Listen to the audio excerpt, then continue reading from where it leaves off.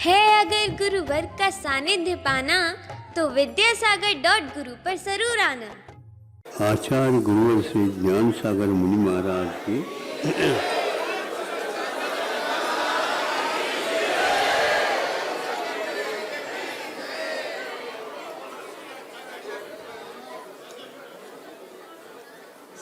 आप लोगों ने वैसे अपनी आंखों से देखा होगा, पहचान हो या न, किंतु आप उसको आम कहते हैं। यह आम का पेड़ है और उसमें आम लगे हैं।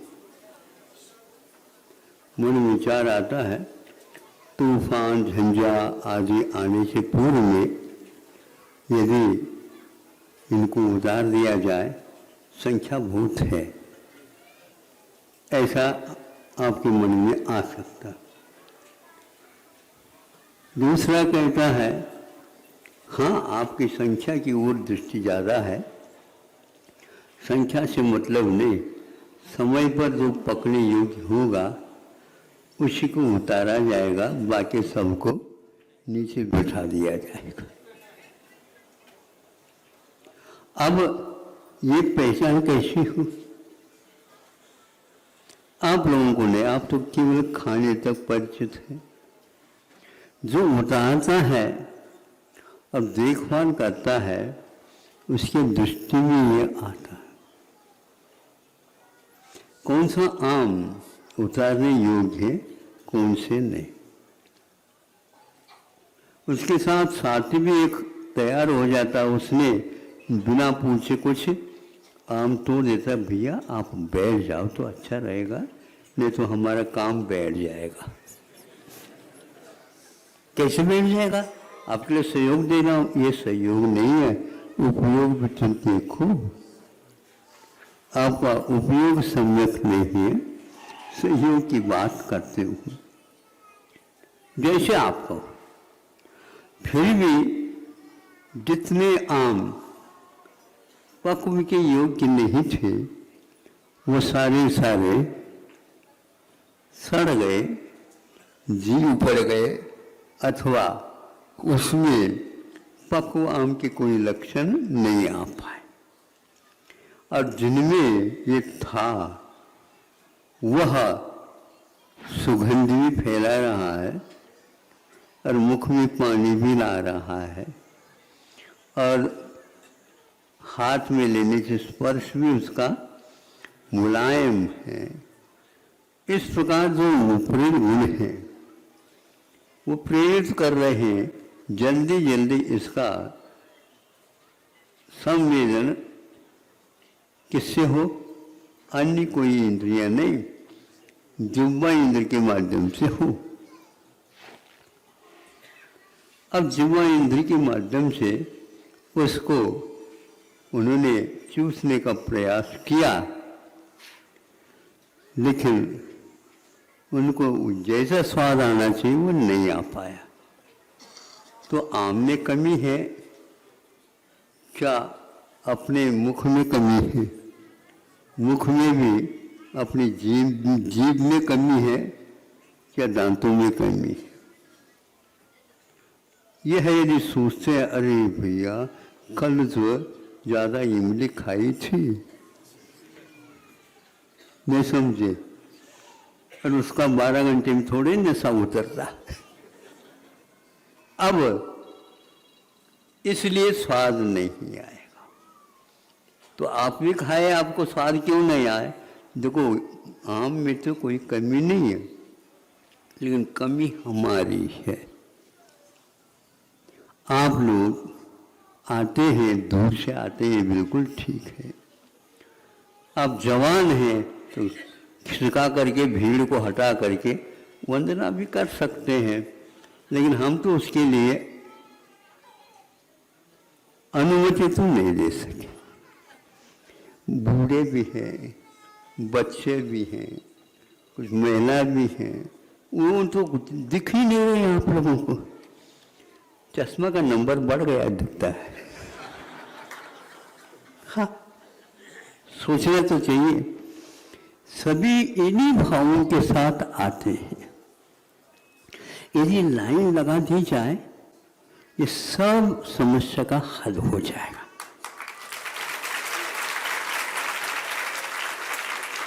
अब आप लोग तो ऑनलाइन का अभ्यास तो हो ही गया। ये सोचो कितना अच्छा लगेगा, आते समय में भी आपको नंबर मिलेगा, जाते समय में भी आपको नंबर मिलेगा और सबको संतुष्टि होगी। आप केवल अपनी तुष्टि के लिए दूसरे को गौण करते हो, उनकी मन की पीड़ा भी अपने ढंग से रहती है। यह महाराज आपके साथ ही घटित होता, हम इसमें क्या कहें। ये तो जो कुछ भी घटित हो रहा है ये आपके वजह से हो रहा, हम इसको स्वीकार करने के लिए तैयार हैं। लेकिन इसमें आपका कोई भी मात्रा है ही नहीं, इसको स्वीकार करने के लिए दिल कहता है नहीं करना चाहिए। हमारा भी कर्तव्य है तो आपका भी कर्तव्य है। परस्पर उपग्रह जीवानम, आप लोगों ने सूत्र तो पढ़ा होगा। हाँ महाराज पढ़ा है और शोध परक ग्रंथ भी इसके ऊपर लिखा हो। लेकिन आपका बोध कह रहा है शोध तो धूल, किंतु दूसरे से हटा करके प्रतिशोध करके आप वंदना करना चाहते हैं, उसका फल मेरे विचार से पूर्ण तो मिलना दूर है, लेकिन परिपक्वता का अनुभव उसको हो नहीं सकेगा। ये इसलिए कह रहा हूँ, कल ऐसे 2-3 घटना घट गई थी, घटती ही रहती है, लेकिन कहाँ तक मैं कह सकता हूँ। 10-1 मिनट के लिए माइक मिलता है, उसमें आपके पुराने तो मैं कैसे कह सकता हूँ। लेकिन फिर भी आप तो सुनते सुनते पुराने हो गए, इन बातों को तो दोहराएंगे अवश्य। अब आगे हम बढ़ते हैं। दूसरे ने परख सब कुछ कर लिया था, पूछा आपने क्या पहचान करके दूर से आम को देख करके और उन आमों को उतारा। उन्होंने कहा है तो सारे सारे आम हरे, किंतु ये थोड़े से उसमें दे देंगे तो ये हरे भरे भी पीले पीले परिपक्व, और जो ही पीला रंग आता है, ये नियम नहीं है, हरे के साथ भी है, लेकिन उसके साथ साथ खुशबू भी फूट जाती है। ये दोनों गुण अभिव्यक्त क्यों नहीं हुए थे, वो है सूर्य प्रकाश में रहते हुए भी सूर्य के द्वारा ऊष्मा जो मिलना चाहिए अभी अपेक्षित थी। उतने काल यदि मान लो उतारते नहीं तो संभव है कि बहुत बंदरों के और पशु पक्षियों के माध्यम से ये सब झड़ जाएंगे और हमारे हाथ तो खाली रह जाएंगे। तो फिर आपने उतारा, ऐसा कौन सा गुण हमें भी बताओ, देखने मात्र से ये पक्व के योग्य है। देखो ऐसा है, ऊपर भले हरा हो, किंतु एक आध आम को देख लो और उसको थोड़ा से कोर उससे उतार दो, फिर उसमें देख लो आप, उसमें यदि पीला के अंश आ रहे, पीलेपन के अंश आ रहे हो, वह हरा नहीं दिख रहा है, पिलाई की ओर है। यही एकमात्र उसका गुण है कि वह अब निकट समय में परिपक्व होने वाला है और उसके साथ साथ इसकी खटाई भी समाप्त होकर के मीठे अवस्था में आ जाएगी और इसके साथ साथ इसमें खुशबू भी फूटेगी, तो आप उसको छुपा नहीं सकोगे। इस प्रकार ये गुण तब आते हैं जब हमारे पास भेद विज्ञान हो। आप लोग अचार के समय फिर ही उसको उतारना चाहते हैं तो खट मीठा तो लगेगा नहीं, उसमें खट मीठ और उसमें मसाला सारा सारा डला हुआ है।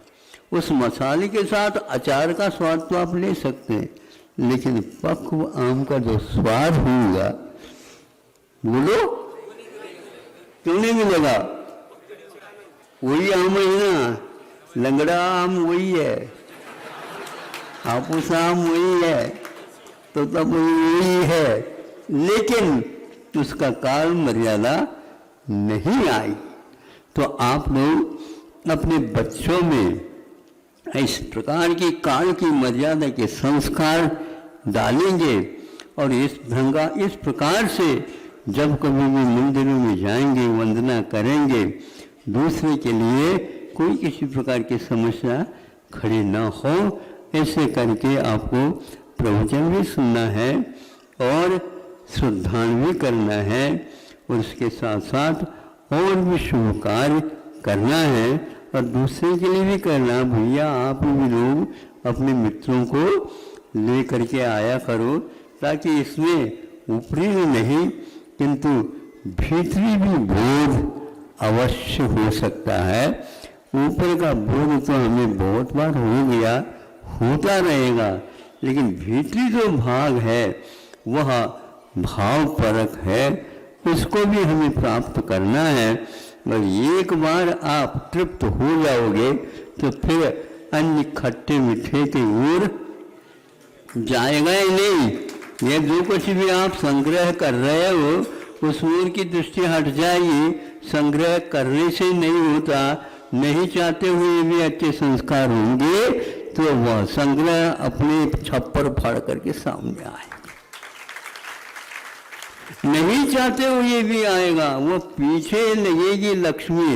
लक्ष्मी के आप पीछे हो जाओगे कभी भी आपकी हाथ नहीं लगने वाली, वो छाया आगे आगे बढ़ती जाएगी और आप उसके पीछे पीछे हो जाओगे। यदि मान लो पश्चिम की ओर आप जा रहे हैं, उस समय सूर्य वो पीछे हो गया, अवश्य ही वो पीछे से आते, ठहरो तो सही, ठहरो तो सही, अरे दिन अस्त होने को है इसलिए नहीं ठहरूंगा, तुम बाद में भी आ सकती हो। सुनते हैं धनतेरस को शाम को ही आती है, हैं? इसी प्रकार तुम आ जाना, हमें तुम्हें बुलाना भी नहीं, बिना बुलाए हमारे पास यदि वह पुण्य है तो आ जाएगी। फिर इसके उपरांत जाएगी नहीं, वो जाएगी नहीं। हम तो मुक्ति जब तक आपको होगी नहीं तब तक आपको छोड़ेंगे नहीं, हम तो छोड़ेंगे नहीं तुमको। हमारे भगवान किसी को इस ढंग से छूते नहीं। सोने के पीछे रहोगे, न सो सकोगे न जाग सकोगे और न ही सोने जो ही सोनेंगे, चोर आ जाए तो क्या होगा।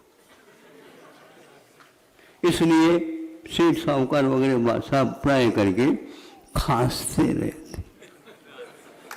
चोर समझ ले सेठ जी जग रहे, यही है ना। हो महाराज, इसलिए ऐसे सोओ सुख की नींद, वहाँ स्वर्ग में भी आप जाओगे वहाँ तक पीछे आएगी। वहाँ पहले से ही आपको वंदना के साथ वंदना की मुद्रा में खड़े रहेंगे सेवक, जो कि आपके जीवन पर्यंत आपकी आज्ञा में रहने वाले हैं। यह नश्वर और परिवर्तनशील संसार की कथा को, संसार के स्वरूप को हम शास्त्रों के माध्यम से पढ़े, विश्वास को काम में लाए तो यह निश्चित है आज भी वही सुख आपको मिल सकता है जब राम राज्य था। यदि सबके लिए करना चाहते हो तो इस प्रकार का वातावरण आप बना सकते हैं, फिर तो क्या रावण तो कहीं भी मिल जाएंगे, किंतु स्वभाव से वह राम बन सकता है, ये भी उसके पास योग्यता है। लेकिन चक्कर यही है, एक व्यक्ति चक्कर रखता और एक व्यक्ति परिक्रमा लगाता। परिक्रमा में भक्ति भाव अधिक रहते हैं और चक्कर में भैया हम तो चक्कर खाते खाते आए। कहाँ? वहाँ पर जाओ चक्कर, वहाँ से जाओ पुनः चक्कर, बुलाया चक्कर, आया चक्कर, चक्कर खाते खाते नीचे से लेकर ऊपर तक गए, कुछ मिला नहीं। अब तो स्वर्ग तो मिल ही जाएगा। तुम चक्कर खाने वालों को कभी भी स्वर्ग नहीं मिलता, न शक्कर मिलता है और न स्वर्ग मिलता है, किंतु वह चक्कर ही मिलेगा। ये दशा बहुत खराब है। जो संतोष पूर्वक जी रहा है, कर्तव्य निष्ठा के साथ जी रहा है, दूसरे के प्रति भी इसी प्रकार के भाव अभिव्यक्त कर रहा है, ऐसे मिसाल बिरले ही दिखते हैं। उन बिरलों में आपका क्रम आ जाए, यही भावना, अहिंसा।